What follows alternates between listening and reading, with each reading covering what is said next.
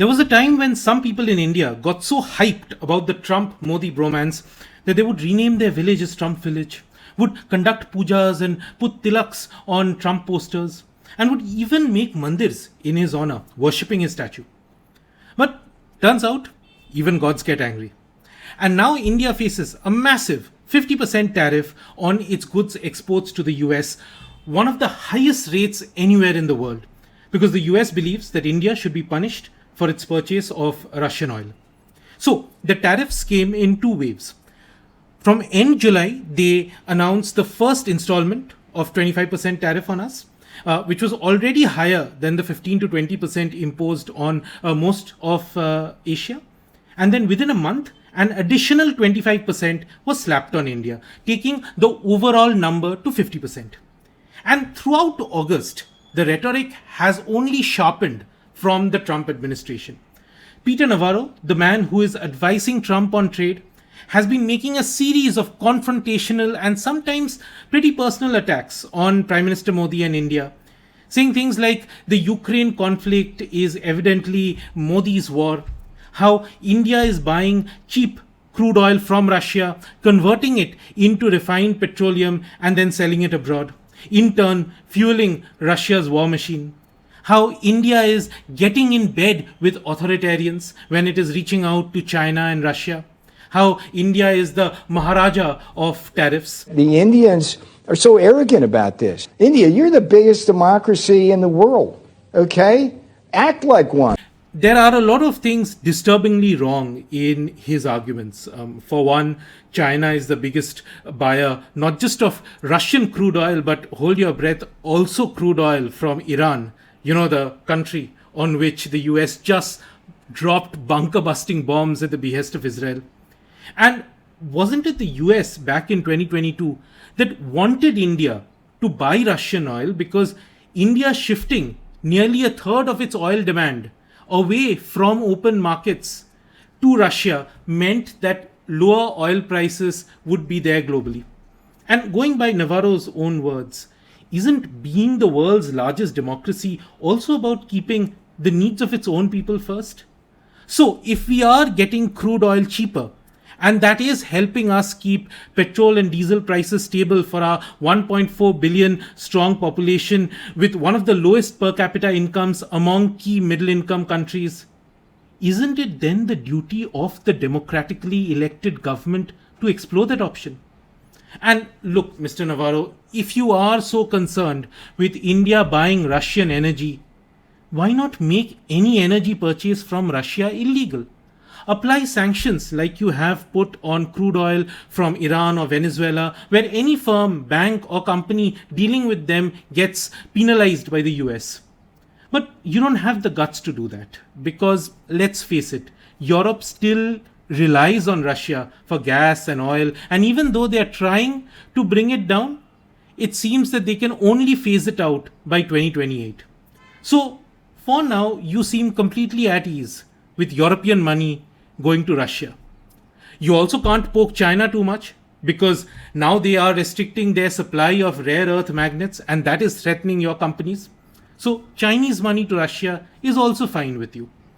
So, let's call a spade and come out with it. The tariffs on India have nothing to do with containing Russia, because if you really wanted the Russian economy on its knees, there are many other things you could do, but you're choosing not to do those because it's not in your interest. So admit it. You don't really fancy us. We are not sponsoring Trump for a Nobel Peace Prize. Unlike Pakistan, we don't have a crypto and mining deal ready for him. And look, at some level, the why doesn't really matter that much. Because regardless of the logic or the morality behind these decisions, this divorce is going to cost us. Because 50% US tariffs is, at the end of the day, an assault on the Indian economy. Hello and welcome to The Bond Economist, your one-stop destination for professional advice on the economy. My name is Aurodeep Nandi, and today we talk about how 50% US tariffs is going to hit us. What are we doing about it, and will it be enough? As always, if you like this kind of content, please hit subscribe. And if you'd like to support me, feel free to use this QR code or the super thanks button below. First things first, how do 50% tariffs hit us? So we did a detailed episode of The Bond Economist on just this question. I'll leave the link in the description. In short, don't underestimate the impact. Yes, our exports to the US is a little over 2% of our GDP. And yes, our top exports to the US are still exempt from these tariffs. So the top export item, smartphones, is currently exempt. Pharma, another 11% of the basket, is also exempt. Auto products are already taxed at 25% under a different tariff regime. So roughly around 35 to 40% of India's exports to the US is not yet under this 50% tariff coverage. But what will be impacted are industries that employ a lot of people, like textiles, gems and jewelry, chemicals, industrial machinery, household items like leather, wood, footwear, plastic products, food items. And it's not just people employed directly in these industries. There are towns and cities that have formed around these industrial clusters across the country, because the workers themselves support an indirect economy of drivers, household helps, shopkeepers, hotels, restaurants, malls, etc. And then other services industries come in. But if you take the diamond industry, say, away from Surat, or take the textile industry away from Tirupur, or the auto industry away from Chennai, or gems and jewelry and handicrafts out of Jaipur and Jodhpur, these cities will start to look quite different. And in some of these sectors, the US accounts for over 1/3 of the order book of exporters. So 50% tariff from your biggest customer, when the rest of your competition is being charged 15 to 20%, is effectively a trade embargo. It's as good as the US banning Indian exports. And so naturally people are worried. There are reports that tens of thousands of Indian businesses are searching for alternate markets across Europe, Africa, and Asia.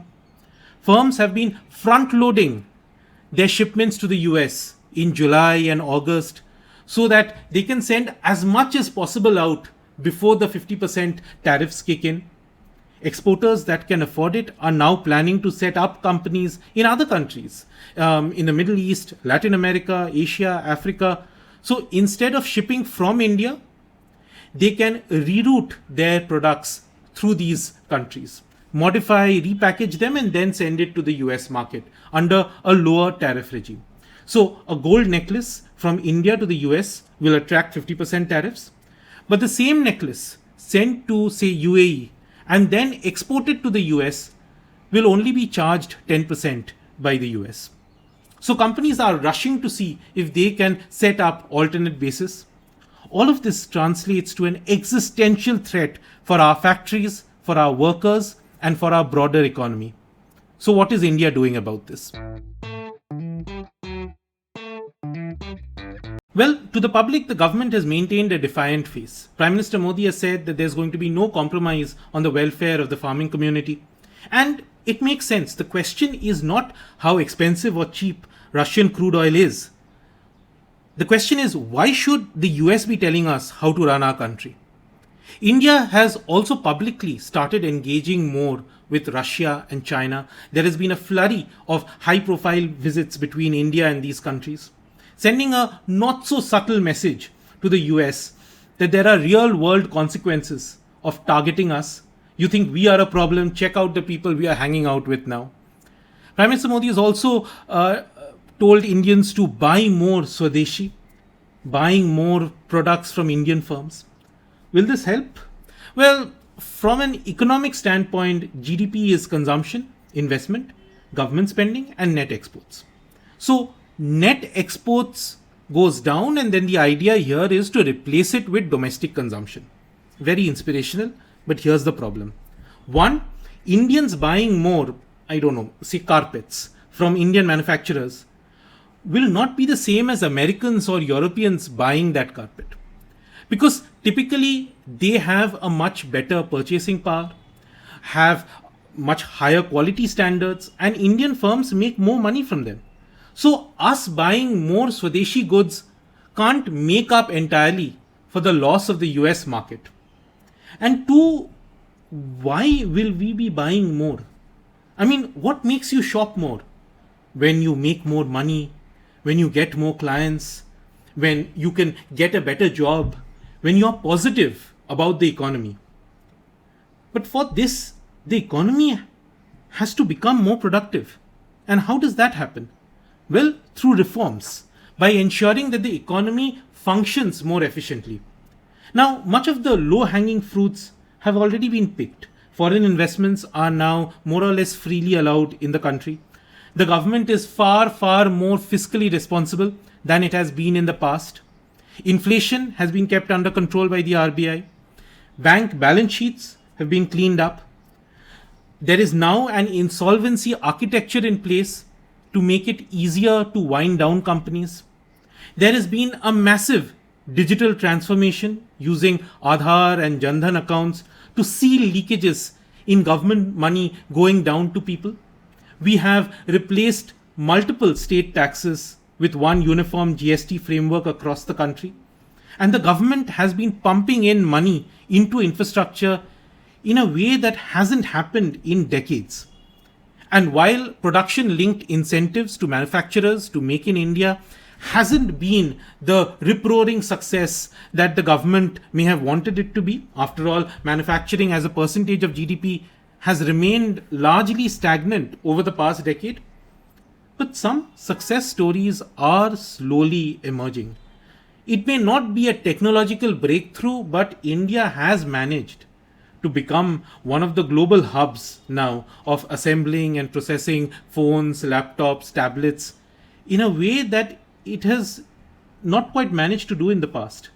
I mean, you would be laughed out of the room if 10 years back you were to say that electronics will be one of the fastest growing export sectors for India. All of this has brought us to our present state of the economy. The question is, what now?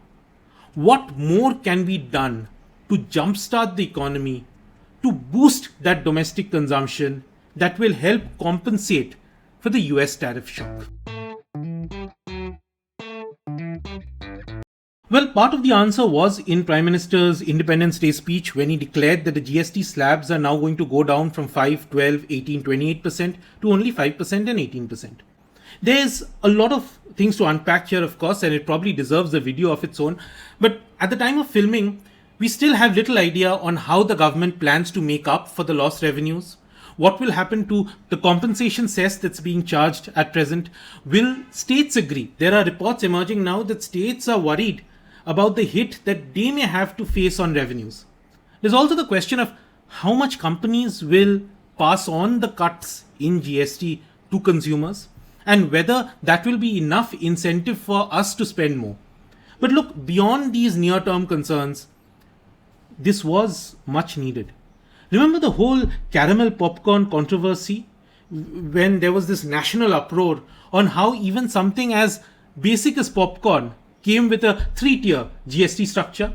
Unpacked and unbranded popcorn gets taxed at 5%. Slap a label on it, it gets taxed at 12%. Add caramel to it and it gets taxed at 18%. Popcorn का treatment में जब तक वो नमकीन है, salted है, मसाला added है, चटपटा मसाला है, चिली पाउडर है, कुछ हो, वो सब 5%, am I right? 5%. But when it has added caramelized sugar, it is no longer नमकीन. इसीलिए उसका रेट अलग है. So simplifying the GST structure, making it easy for businesses to pay and understand taxes, reducing the tax burden on common citizens is a big step in the right direction. But there are other reforms needed too. Make in India doesn't really need a subsidy from the government. It needs reforms that makes it easy to acquire land in India, to hire and fire labor, to keep up with regulations that are simple to understand and follow, to have a functioning judicial system that can deliver justice quickly, and very importantly, a bureaucracy that doesn't need businesses and citizens to pay bribes whenever something is needed from a government office. This is the level of administrative reform that India needs to unlock to bring in its next phase of growth. But all of these will take time to formulate.